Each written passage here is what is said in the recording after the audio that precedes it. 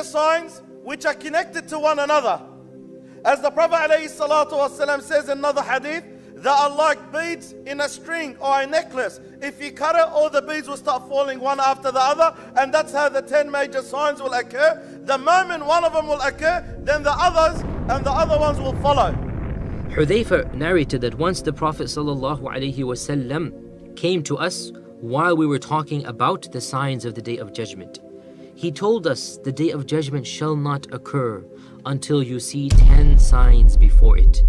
The smoke, the Dajjal, the beast, the rising of the sun from the west, the descent of Isa ibn Maryam, the coming of Ya'juj and Ma'juj, and 3 earthquakes that shall shake this earth, one of them in the west, another in the east, and the 3rd in the Arabian Peninsula.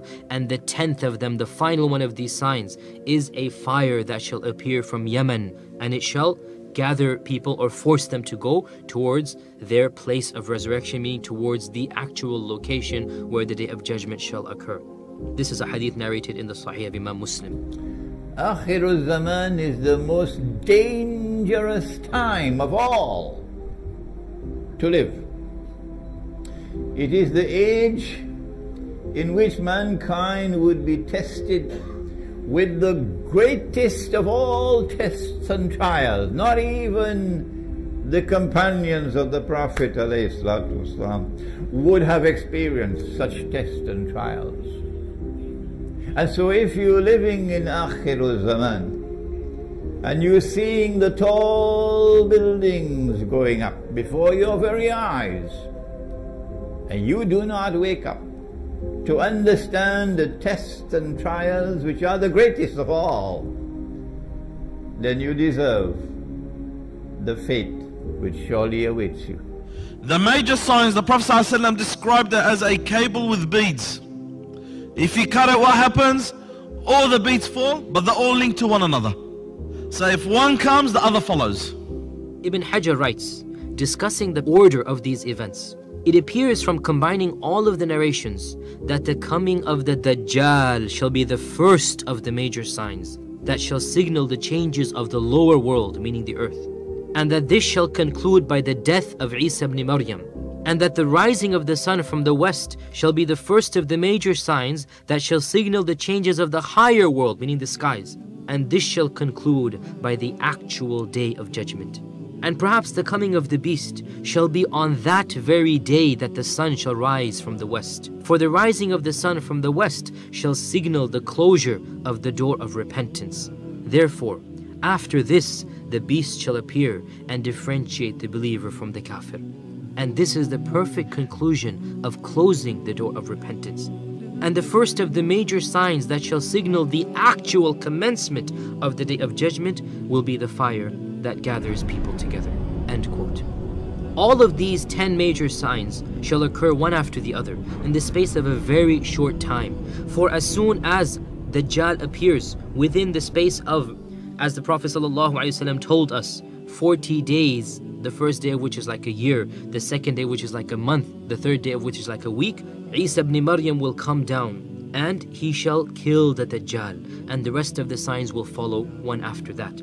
Obviously, we don't have any precise timeline, perhaps the same year, perhaps a few years, only Allah knows. But the point being, when one of these 10 major signs come, the first of them being the coming of the Dajjal, the rest shall follow very, very quickly.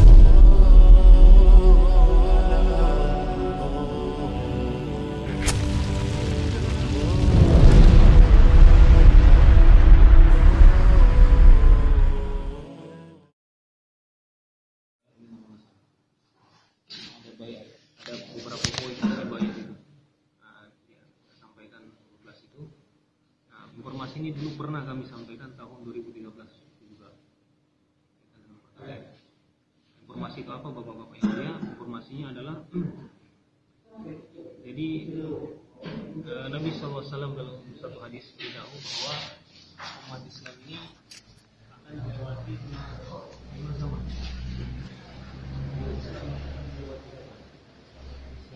Yang ringkasnya Nabi katakan, ya takunu fikum an-nubuwah, cuma takunu khilafatan ala minhajin nubuwah.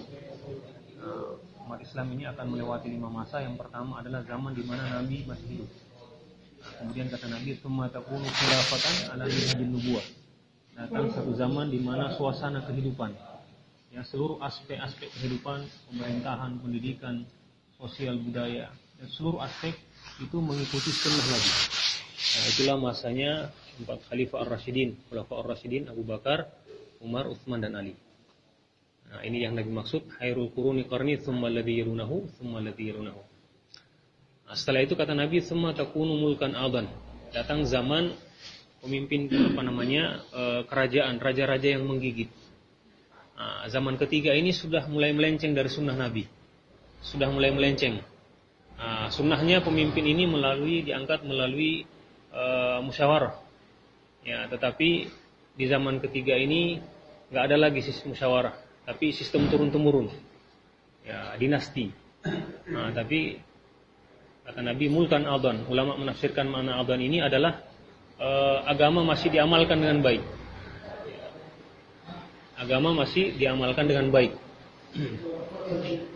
Jadi zaman ketiga kata Nabi, raja-raja yang nggak ada lagi musyawarah untuk mengangkat pemimpin, tapi agama masih baik diamalkan. Nah, zaman itu semenjak wafatnya Ali diganti dengan Muawiyah, sampai dengan runtuhnya Khilafah Utsmaniyah di Turki, ya, tahun 1924. Ini masa yang paling panjang, Pak, yang dilewati oleh umat Islam. Nah, kemudian kata Nabi, datang masa yang keempat, "Tsumma takunu mulkan jabbaran." Ya, datang zaman pemimpin-pemimpin yang jabbar. Jabbar ini memaksakan kehendaknya, ya, ikuti kehendak Allah dan Rasulnya. Nah, itu terhitung semenjak runtuhnya Khilafah Utsmaniyah di Turki tahun 1924, diganti dengan berdirinya Republik Turki. Nah, sampai sekarang. Dan inilah zaman keempat inilah yang paling buruk. Zaman inilah juga yang Nabi maksud, "Man tamassaka bisunnati inda fasadi ummati falahu ajru mi'ati syahid." Mengamalkan sunnah ini pahalanya 100 mati syahid. Ya, inda fasadi ummati, ketika umat ini masih rusak. Yang dimaksud dengan fasadi ummati ini zaman kita ini, Pak, zaman yang keempat. Kemudian kata Nabi akan datang zaman yang kelima dan tidak ada lagi setelah itu. Apa itu? Kata Nabi, "Tsumma takunu khilafatan ala minhajin nubuwah." Nah, apa yang Nabi sebut yang kelima ini sama persis yang Nabi sebut yang kedua tadi. Jadi dari 5 masa ini yang sama adalah masa yang kedua dengan yang kelima. Bermakna suasana di depan kita nanti ini itu kembali seperti di zaman para sahabat. Ya, ketika masa itu datang, semua masjid-masjid ini akan penuh dengan orang salat berjamaah. Ya, nggak ada lagi orang nggak berkeliaran ketika waktu salat. Ya, nggak ada lagi wanita yang keluar dengan terbuka aurat. Ya, intinya semua aspek kehidupan kembali persis sama di zaman para sahabat. Nah, kapan zaman kelima itu? Ulama beritahu zaman kelima itu akan datang apabila kerja dakwah yang pernah dibuat para sahabat dihidupkan kembali. Nah, inilah yang sementara sekarang sedang hidup di berbagai belahan dunia. Zaman kelima ini, bapak-bapak yang mulia, itu ditandai dengan munculnya satu orang lelaki dari keturunan Rasulullah. Ditandai dengan munculnya satu orang lelaki dari keturunan Rasulullah. Nanti kemudian dibaiat oleh 313 orang di depan Ka'bah. Lalu kemudian diangkat, dibaiat menjadi Amirul Mukminin. Ya, dibaiat menjadi khalifah, amir, sebagaimana dahulu Abu Bakar, Umar, Utsman, Ali, maka dia juga nanti diangkat. Kata Nabi, namanya sama seperti namaku. Yang biasa dikenal dengan Al-Mahdi. Nah, saya rasa kita semua sering mendengar ini, Pak. Ulama-ulama sering membahas, sampai banyak kitab-kitab dibuat khusus untuk membahas tentang ini. Bahkan dalam Ahlus Sunnah wal Jamaah ini termasuk bagian daripada akidah. Ya, mengingkari perkara ini bisa membawa kepada kekufuran. Itu di dalam akidah Ahlus Sunnah wal Jamaah. Ya, hadis-hadis yang membicarakan tentang ini mencapai peringkat mutawatir maknawi. Jadi ketika itu tahun akhir 2013 itu kami sampaikan, kemungkinan perkara ini sangat dekat kalau melihat tanda-tanda yang disampaikan dibuat oleh Nabi. Apa di antara tanda-tandanya? Nabi katakan tandanya itu apabila terjadi 2 gerhana bulan dan matahari, ya, dan terjadi dalam 1 bulan, dan itu bulan puasa, dan terjadi 2 tahun berturut-turut. Ini sudah terjadi tahun Ramadan tahun 81 dan 82. Nah, dalam hadis kemudian disebutkan sebelum itu terjadi perselisihan yang memicu peperangan. Betul, di tahun 79 itu terjadi perang antara Irak dengan Iran, Sunni dengan Syiah. Nah, kemudian dalam hadis setelah itu Nabi katakan terjadi fenomena alam, bintang berekor melintasi bumi. Betul tahun 86 ya komet melintasi bumi. Nah, sampai di situ tanda-tanda yang telah terjadi sampai akhir tahun 2013 kemarin. Kemudian saya berangkat tahun 2013 itu juga di awal. Saya ke India. Saya waktu itu ada 3 kali tasyil, kami ke Muradabad, Kanpur, yang terakhir ke Mewat. Nah, ketika di tasyil kedua di Kanpur, kami ada muzakarah dengan satu orang lama di sana. Nah, dia beritahu bahwa Maulana Inamul Hasan, ya, beliau meninggal tahun 96. 16 tahun sebelum beliau meninggal, beliau pernah mengatakan, ya, ada malfuzat. Dia katakan bahwa Al-Mahdi ini sudah lahir. Beliau sampaikan. Bermakna 16 tahun sebelum beliau wafat berarti tahun 80-an. Atau bertepatan dengan 1400 Hijriah. Persis tanda-tanda yang Nabi sampaikan dalam hadis tadi. Itu terjadinya perselisihan yang memicu peperangan, kemudian terjadinya gerhana bulan matahari. Nah, mana umur lelaki ini ya sekitar 35-an ke atas, 36. Nah, dalam satu hadis Nabi dikatakan, jadi Nabi pernah bayan dari pagi sampai sore, Pak. Nah, yang dibahas ketika itu Nabi sampaikan bagaimana Allah ciptakan dunia ini sampai hari kiamat dan seluruh peristiwa-peristiwa yang terjadi di antaranya, termasuk peristiwa munculnya Al-Mahdi ini. Nabi katakan, hitunglah ya setelah hijrah selama 1400 tahun dan tambahlah 2 atau 3. Ulama menafsirkan maknanya 1420-an atau 1430-an. Ya, itu akan terjadi. Kemudian dalam hadis yang lain dikatakan di antara tandanya munculnya juga itu terjadinya Haji Akbar. Itu wukuf bertepatan dengan hari Jumat. Maka isu ini di tahun 1420-an itu pernah heboh. Orang-orang banyak yang menunggu, bapak-bapak banyak yang datang tapi nggak terjadi. Nah, di tahun 1430-an Haji Akbar itu terjadi tahun kemarin. Di akhir tahun 2013 waktu kami bergerak itu kami sampaikan kepada teman-teman, saya sampaikan kepada teman-teman bahwa tahun depan ini, tahun 2014 ini diprediksi Haji Akbar. Kalender yang beredar di Indonesia waktu itu Haji Akbar bukan wukuf tidak bertepatan hari Jumat. Ya, yang beredar maka teman-teman banyak yang nggak percaya. Saya bilang saya pegang kalender dari Arab. Ini dikeluarkan oleh Ummul Qura. Tentu penetapan haji itu berdasarkan kalender mereka. Maka saya bilang kepada teman-teman, kalau betul tahun depan ini Haji Akbar dan Haji Akbar ini menjadi tanda bagi munculnya dekatnya Al-Mahdi, maka nggak lama lagi ini Raja Arab akan meninggal. Saya sampaikan kepada teman-teman ketika itu. Tapi memang nggak dijelaskan dalam hadis apakah meninggalnya Raja Arab ini setelah musim haji akbar itu atau sebelumnya atau bertepatan dengan musim haji. Itu nggak dijelaskan. Ketika itu kami menduga bahwa meninggalnya Raja Arab itu ketika di musim haji. Termasuk beberapa ulama-ulama juga menduga seperti itu. Termasuk Kiai Muhlisun. Beliau sempat mengatakan kemungkinan di haji akbar ini.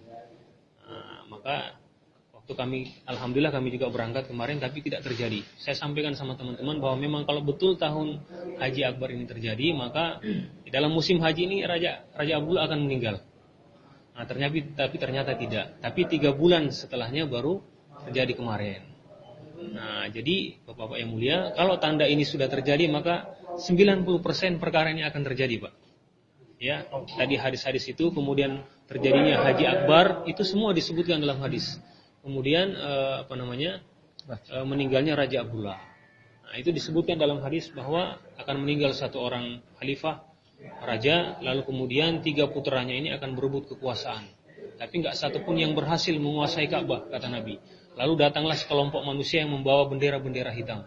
Kata Nabi, di tengah-tengah kalau kalian menjumpai mereka, berbaiatlah karena di tengah-tengahnya itu ada Al-Mahdi. Dalam hadis itu nggak disebut siapa namanya, tapi dijelaskan di hadis yang lain. Nabi katakan di hadis yang lain nanti Arab ini dipimpin oleh satu orang lelaki yang mana namanya ini berarti hewan. Lalu digantikan oleh saudaranya bernama Abdullah. Nah, sepeninggal Abdullah inilah terjadi perselisihan di kalangan di lingkungan kerajaan. Nah, kata Nabi dalam satu hadis, siapa yang menjamin saya meninggalnya Abdullah ini, saya menjamin dengan munculnya Al-Mahdi. Nah, Raja Abdullah ini menggantikan Raja Fahad. Fahad ini artinya singa, Pak. Nah, jadi hadis-hadis itu menunjuk ke sana. Jadi tanda-tanda ini sudah ke sana. Jadi berdasarkan hadis-hadis ini dan fakta yang sudah terjadi, 90% memang perkara ini sangat dekat. Ya, kalau nggak terjadi musim haji, kemungkinan besar akan terjadi tahun ini, Pak. Nah, waktu itu kami sampaikan kepada teman-teman di di tahun 2013. Nah, informasi ini sebenarnya sudah hampir diketahui oleh banyak kelompok-kelompok dalam Islam ini. Ya, sudah di mana-mana sudah diketahui. Cuma yang tidak diketahui oleh orang-orang di luar, nah ini yang kami sampaikan ketika itu kepada teman-teman, berdasarkan hadis-hadis Nabi setelah kami kaji, nanti yang mengangkatnya Al-Mahdi ini sebagai khalifah, sebagai Amirul Mukminin adalah ulama-ulama dalam usaha dakwah ini, masing-masing kita. Nah, itu yang tidak diketahui oleh orang-orang di luar. Kemudian Al-Mahdi itu sendiri sebelum diangkat menjadi Amirul Mukminin itu adalah orang yang aktif dengan kegiatan dakwah ini. Artinya dia juga orang yang keluar 3 hari bawa kompor dari masjid ke masjid. Nah, itu yang tidak itu. Maka setelah itu terjadi, maka orang Islam nanti akan berbondong-bondong ikut usaha dakwah. Nah, kami sampaikan hadisnya ketika itu bahwa yang membaiat nanti Al-Mahdi ini adalah masya-masya dalam dakwah. Apa hadisnya, Pak? Nabi katakan dalam satu hadis, sebelum munculnya Al-Mahdi ini, itu didahului oleh munculnya satu orang lelaki dari keturunan Abu Bakar. Nah, munculnya di sebelah timur. Dan Nabi, lelaki keturunan Abu Bakar ini akan diikuti oleh banyak manusia. Ya, kalau kalian mendapati mereka, wajib ikut bersama mereka. Karena mereka inilah yang akan menyerahkan urusan kepada Al-Mahdi. Ya. Semenjak Rasulullah wafat sampai beberapa kurun ke belakang, tidak ada satu ulama pun yang berani memastikan siapa lelaki keturunan Abu Bakar ini. Tapi apa yang terjadi sekarang di dunia ini, ada satu fenomena besar. Seolah-olah kejadian ini yang memberi tahu kepada kita siapa lelaki ini. Apa yang terjadi, Pak, di zaman kita ini? Munculnya satu gerakan besar, ya, di mana orang-orangnya berkumpul setiap tahun, ya, di Istimewa Tonggi. Ini pertemuan umat Islam terbesar di dunia. Ya, ada sekitar 8 jutaan orang, bahkan lebih. Ya, melebihi pertemuan umat Islam musim haji. Kalau haji hanya 2 juta orang, 3 juta orang, dan bercampur laki wanita. Ya, orang yang ke haji ini tujuannya macam-macam, ada yang ibadah, ada yang melancong, ada yang berdagang. Nah, kalau ini 8 juta lebih manusia, semua laki-laki tujuannya sama, berkumpul fikir bagaimana agama hidup kembali seperti zaman Nabi. Nah, siapa yang memulai ini? Dimulai oleh satu orang lelaki dari keturunan Abu Bakar. Ya, Maulana Sa'ad, ya, terus kepada Maulana Ilyas. Nabi katakan sebelum Al-Mahdi muncul ini, itu didahului oleh munculnya lelaki dari keturunan Abu Bakar. Tapi dan munculnya di sebelah timur. Ya, keturunan Abu Bakar enggak muncul di Arab, tapi di sebelah timur. Nah, beliau ini, ya, Maulana Sa'ad, Maulana Ilyas ini di India. Dan India ini kan sebelah timur. Kata Nabi, mereka ini akan diikuti oleh banyak manusia. 8 juta manusia yang kumpul di Tonggi dan seluruh pekerja-pekerja dakwah yang ada di dunia semuanya mengikuti beliau. Karena beliau yang menghidupkan usaha dakwah. Nah, kata Nabi, kalau kalian mendapati mereka, mesti ikut bersama mereka. Maknanya mesti wajib ikut usaha dakwah ini.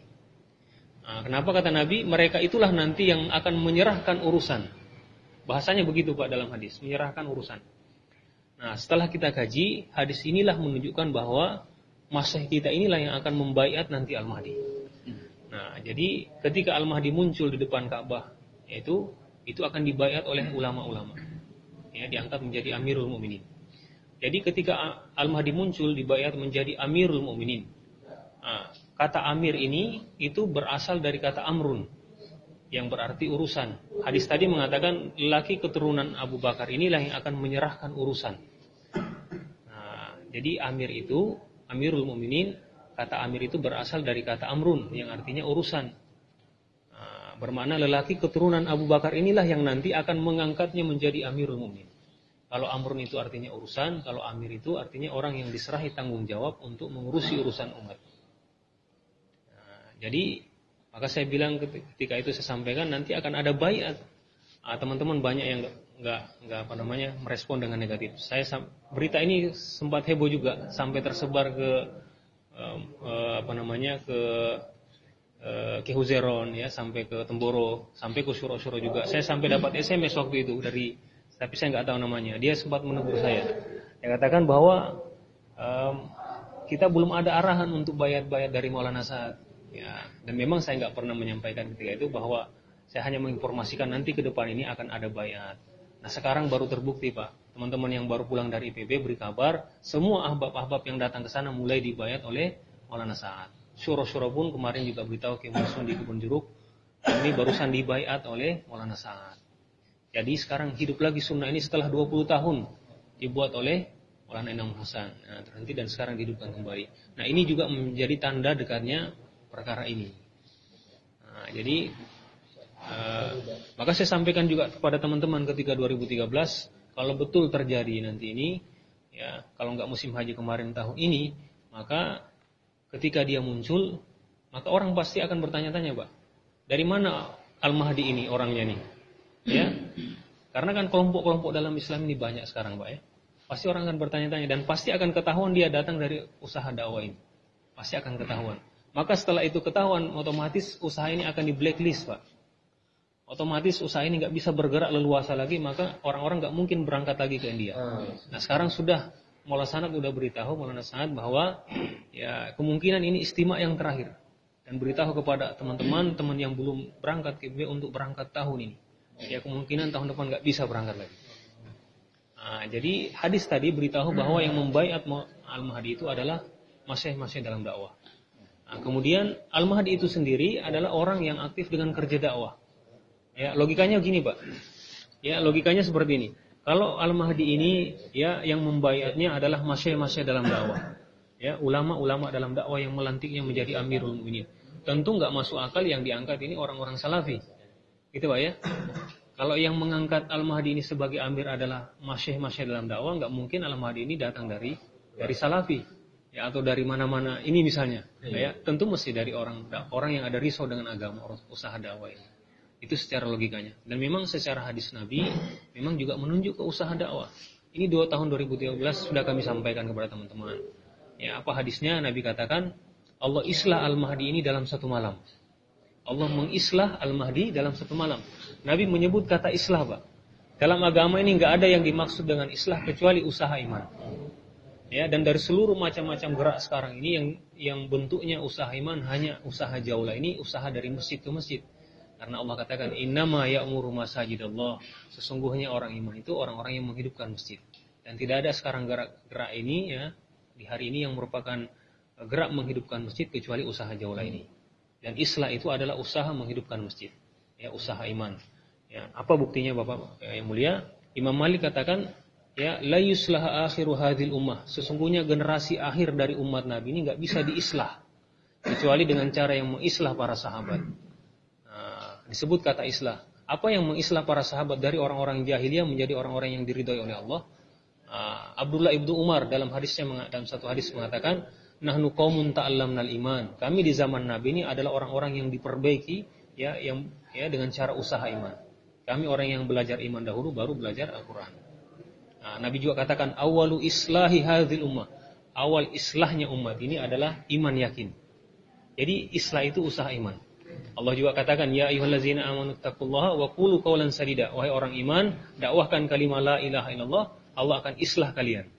Jadi usaha iman itu adalah usaha menghidupkan masjid, usaha mendakwahkan kalimat la ilaha illallah. Nah Nabi katakan Allah islah Al-Mahdi ini dalam satu malam. Bermakna ya Allah perbaiki Al-Mahdi ini dengan cara ya memberi taufik untuk bergerak dari masjid ke masjid bawa kompor ya mendakwahkan kalimat la ilaha illallah. Jadi hadis-hadis ini, Pak.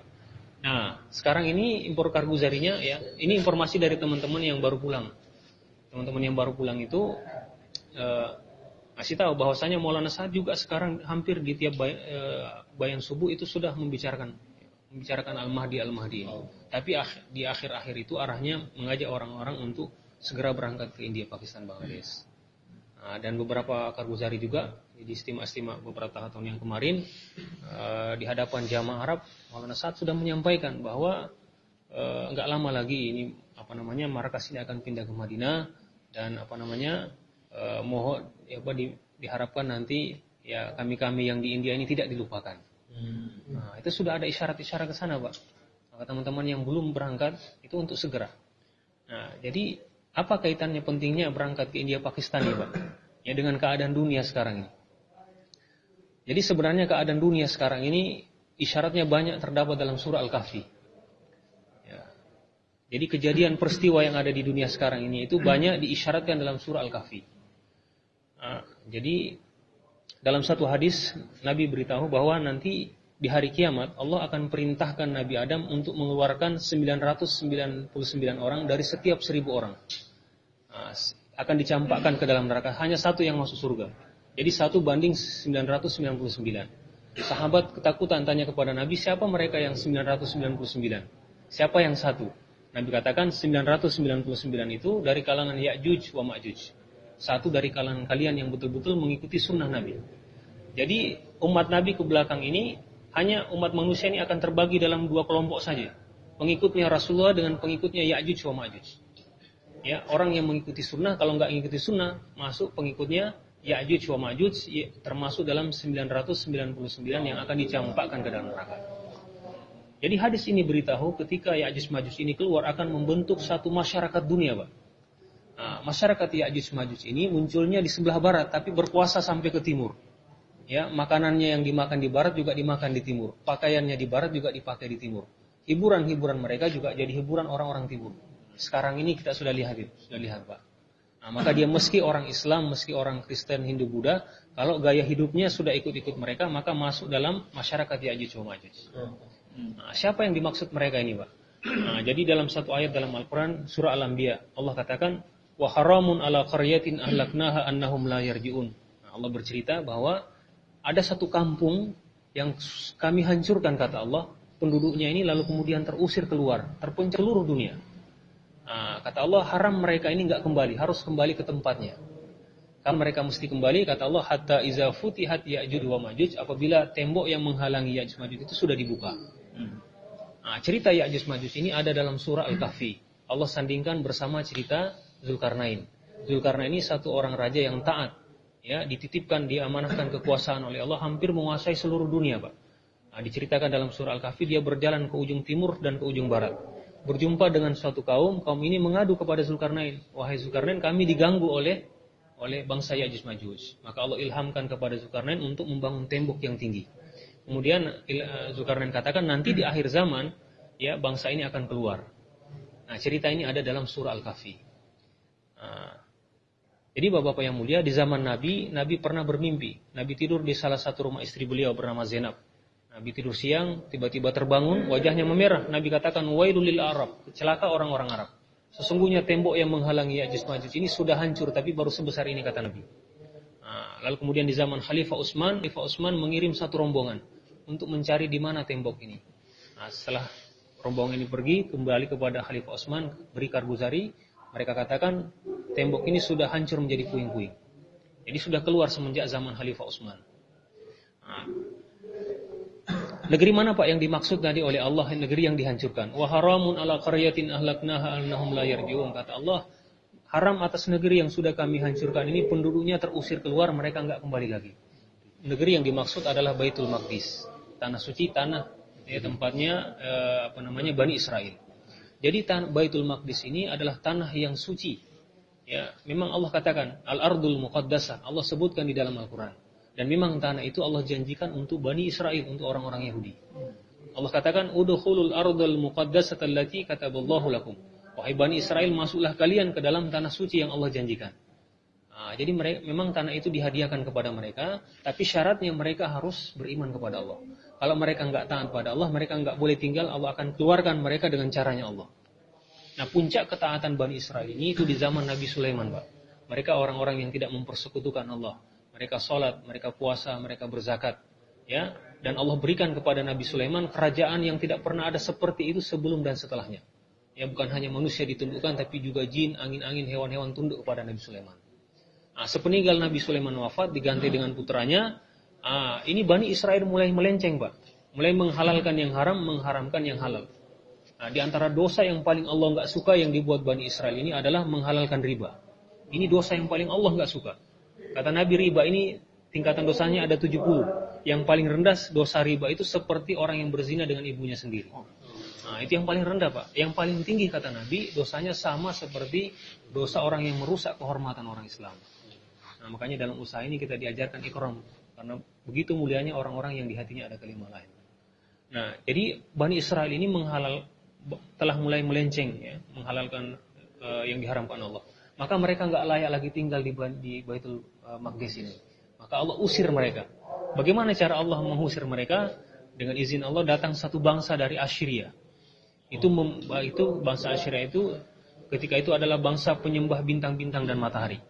Sekarang bertempat di kawasan Irak sekitar itu. Mereka datang ke Baitul Maqdis membunuh Bani Israel. Masjid-masjid dihancurkan, mereka dijadikan hamba-hamba sahaya dan diusir keluar. Mereka terpencar ke seluruh dunia, Pak. Nah, kata Allah di dalam Al-Qur'an, wa haramun ala qaryatin ahlaknaha annahum la yarji'un.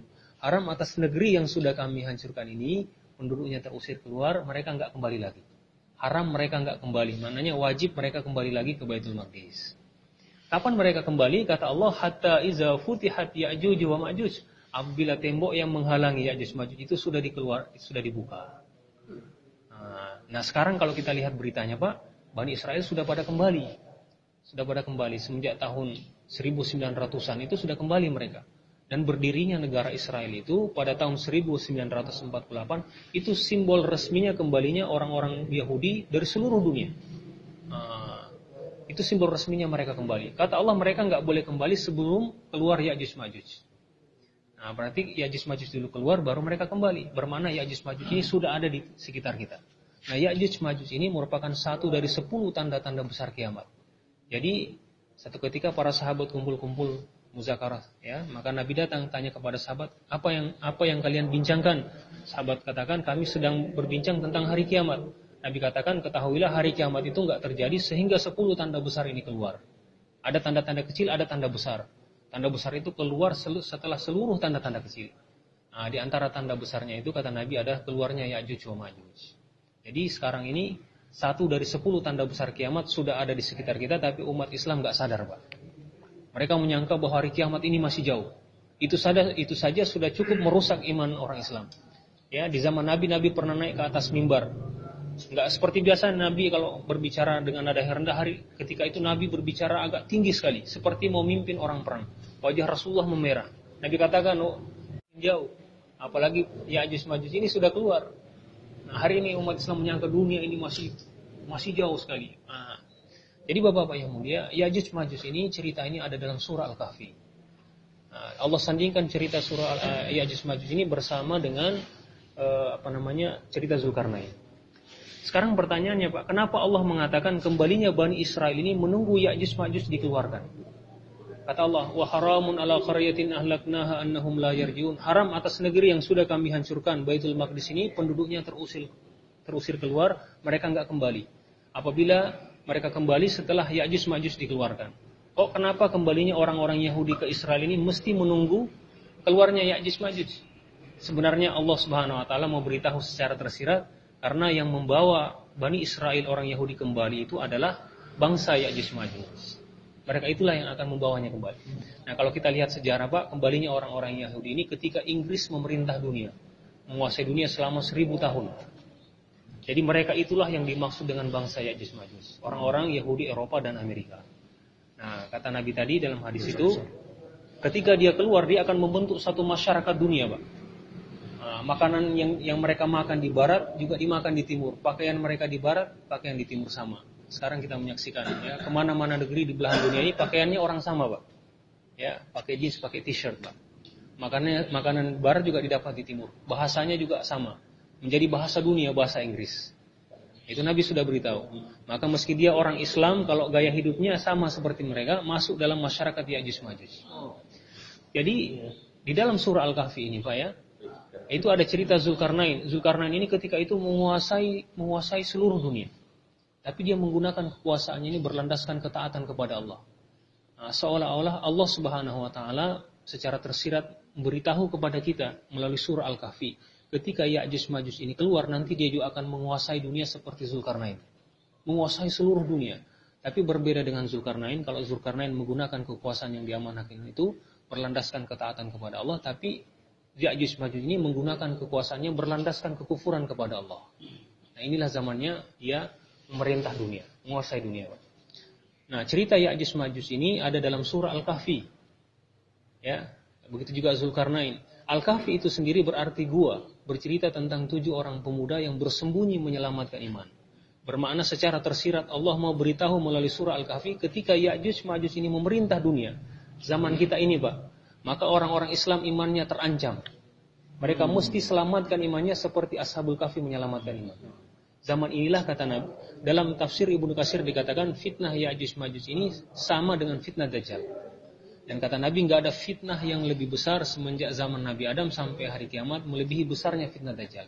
Ketika itu zaman ini kata Nabi, ya orang-orang iman ini pagi hari beriman, sore hari dia kufur. Jadi iman kita sekarang mudah rusak, Pak. Karena fitnah ada di mana-mana, hiburan-hiburan, ya, kemaksiatan sudah di mana-mana. Dan iman ini kan tempatnya di hati.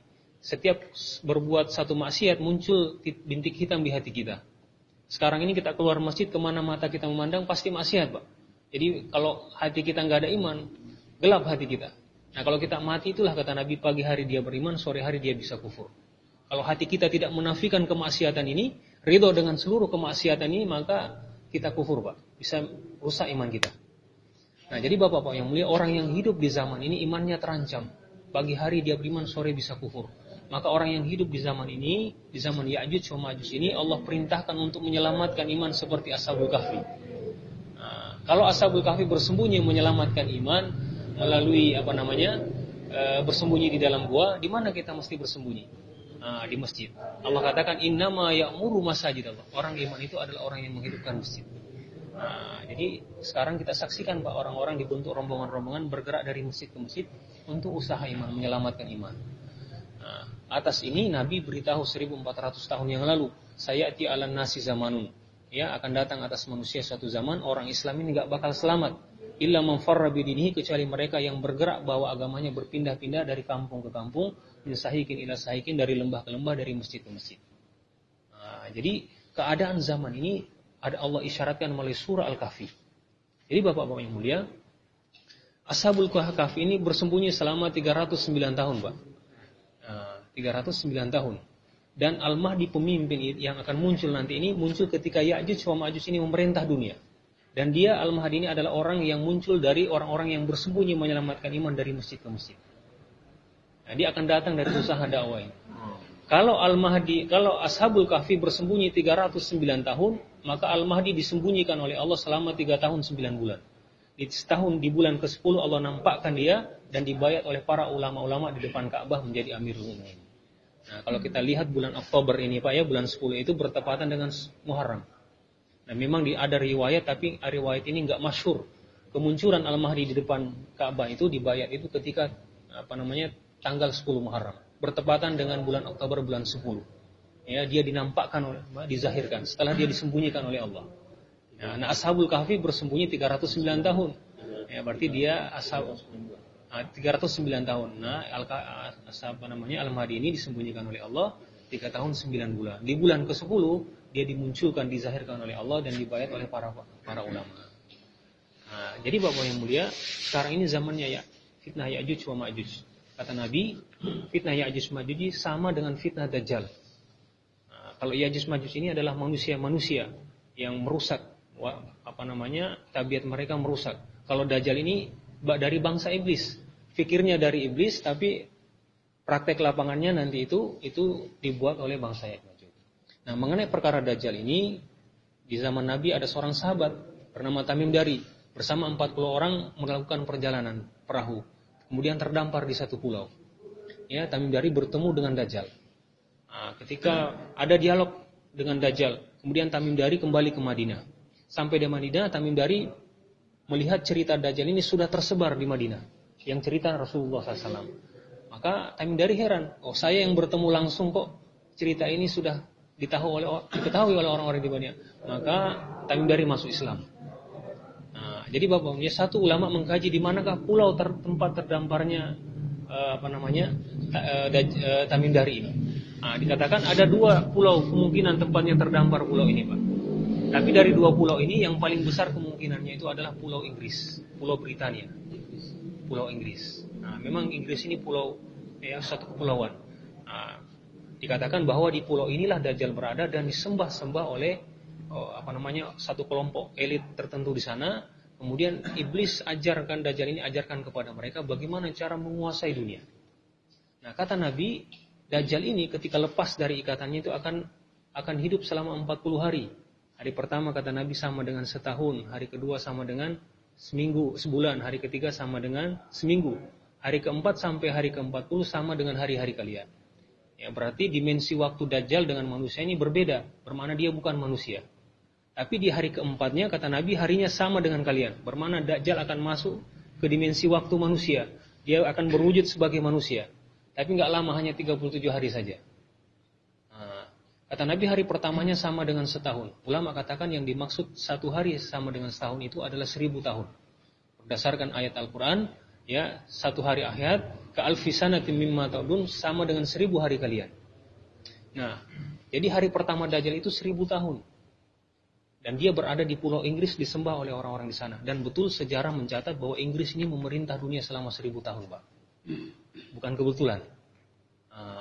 Kalau hari pertamanya itu adalah 1000 tahun, maka hari keduanya sama dengan 1 bulan, berarti 1000 tahun dibagi dengan 12 bulan, dapatnya 83 tahun.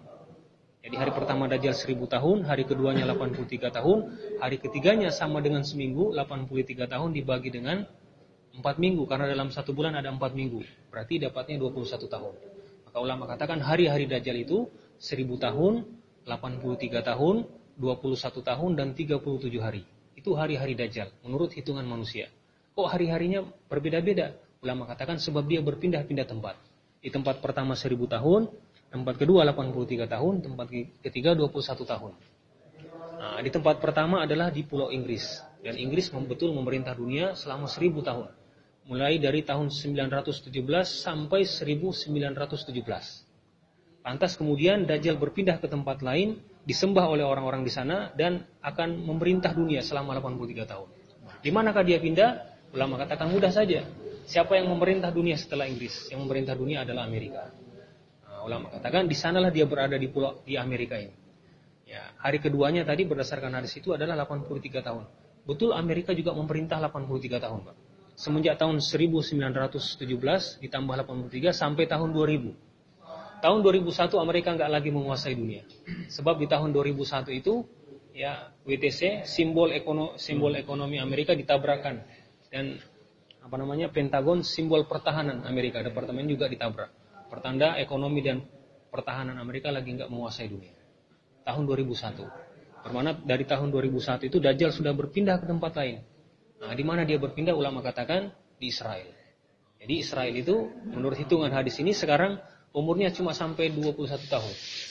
Yang memerintah dunia sampai 21 tahun semenjak tahun 2021. Nah, maka di tahun 2002 itu berdasarkan hitungan hadis ini nanti Dajjal akan turun, Nabi Isa juga akan turun. Nah, di dalam mafhum hadis dikatakan ya 7 tahun sebelum munculnya Dajjal ini itu Imam Mahdi akan muncul. Kalau tadi umur Israel sampai 2021 ya 2022, kalau kita tarik mundur Pak, 22 dikurang 7 tahun itu dapatnya 2015. Dan itu perjanjian dunia. Ya. Membebaskan, membiarkan mereka sampai 2021. Juga menunjuk ke tahun ini. Nah, kemudian cerita tentang akhir zaman ini ada di dalam surah Al-Kahfi. Jadi isyarat siapa yang ingin mengetahui perkara ini silakan baca, kaji surah, minta pada Allah bukakan hati kita bisa memahami surah Al-Kahfi. Maka ketika Nabi katakan siapa yang membaca surah Al-Kahfi ini, Allah akan pelihara dari fitnah Dajjal.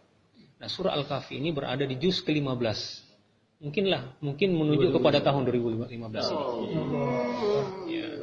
Israel itu Pak ya, kalau Bapak. Nah, sebelum surah Al-Kahfi ini adalah surah Al-Isra. Surah Al-Isra ini bercerita tentang Bani Israel, kehidupan Bani Israel. Kalau Bapak hitung mulai dari surah Al-Baqarah, Alif Lam Mim sampai akhir surah sebelum surah Al-Isra itu jumlah ayatnya 2022 Pak. Alif Lam Mim surah Al-Baqarah sampai awal surah Al-Isra. Ya, yang bercerita tentang Bani Israel itu jumlahnya juga 2022. Persis prediksi umur Israel 21 tahun tadi. Nah, di dalam hadis dikatakan 7 tahun sebelum munculnya Dajjal ini di tahun 22 itu dalam wujud manusia itu Imam Mahdi muncul. Nah, maka di tahun 2013 itu kami ingatkan teman-teman, apa yang penting dari informasi ini, Pak? Orang-orang informasi tentang dekatnya Al-Mahdi ini sudah diketahui banyak oleh berbagai kalangan. Cuma orang-orang luar nggak tahu kalau itu akan datang dari usaha dakwah ini. Nah, berdasarkan hadis-hadis Nabi tadi, termasuk kajian dalam surah Al-Kahfi. Jadi Bapak yang mulia, yang penting dari informasi ini, maka ketika Al-Mahdi muncul nanti, berita ini akan tersebar ke seluruh dunia. Dalam hadis dikatakan, Nabi katakan, penguasa nanti akan mengirim satu pasukan tentara untuk menangkap orang-orang yang membaiat Al-Mahdi, karena mungkin ada huru-hara di sekitar Ka'bah. Dikirimlah pasukan untuk menangkap.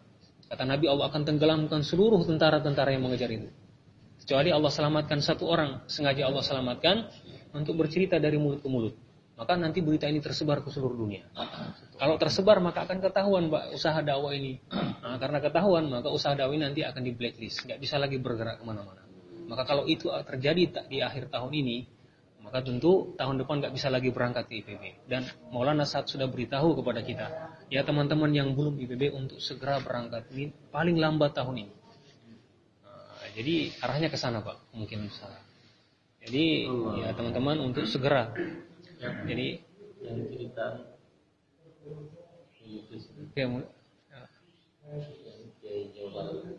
jadi saya juga dapat Karhuzari kemarin berangkat ke Kebun Jeruk, bertemu dengan penanggung jawab dari Tasik, Kang Jamil. Dia bercerita kepada saya Pak, Kang Jamil beritahu kepada saya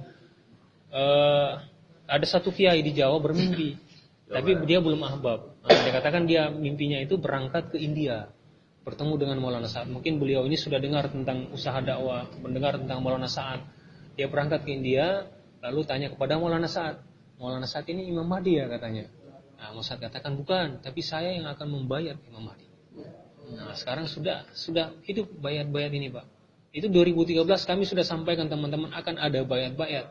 Ketika itu banyak orang yang negatif ya responnya. Saya sampai dapat SMS ditegur. Belum ada arahan bayat-bayat. Saya juga nggak mengatakan sekarang. Saya bilang ke depan ini seperti itu. Nah sekarang ini baru sudah kejadian. Nah, jadi ya apa yang penting dari informasi ini Bapak-Bapak yang mulia? Maka setelah usaha Al-Mahdi ini muncul, maka orang-orang Islam ini akan berbondong-bondong ikut usaha dakwah.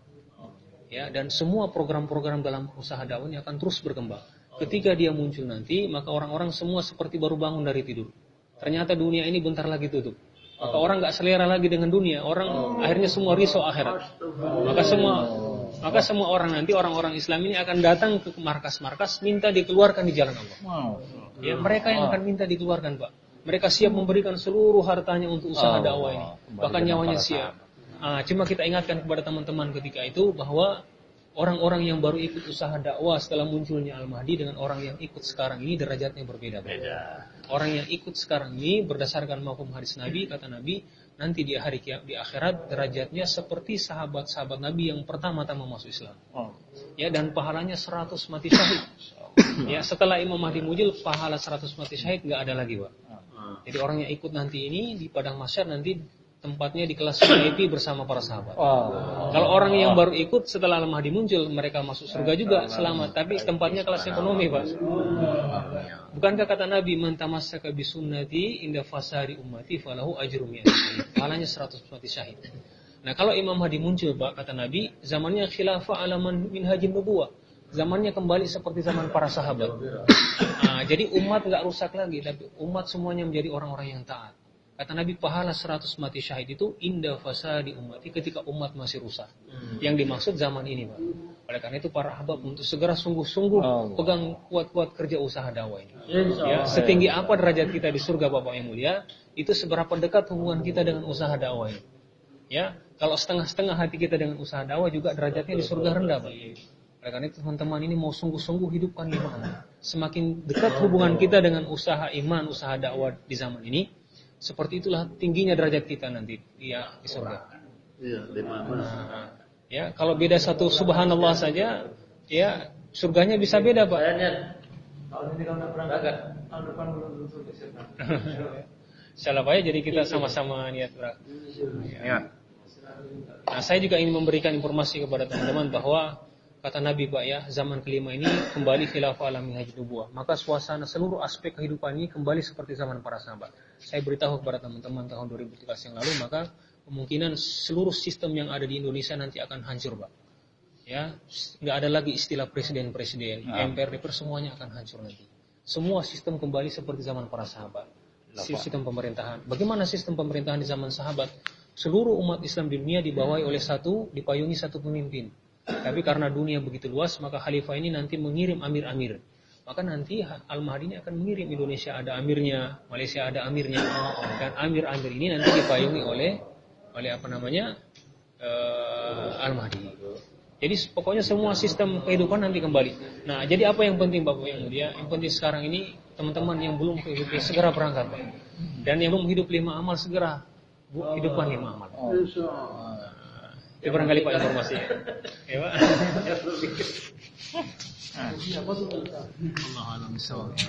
Mungkin seperti itu Pak informasinya Pak ya. Mudah-mudahan menambah semangat kita dalam usaha dakwah. Subhanallah. Insyaallah saya mau berangkat juga Pak.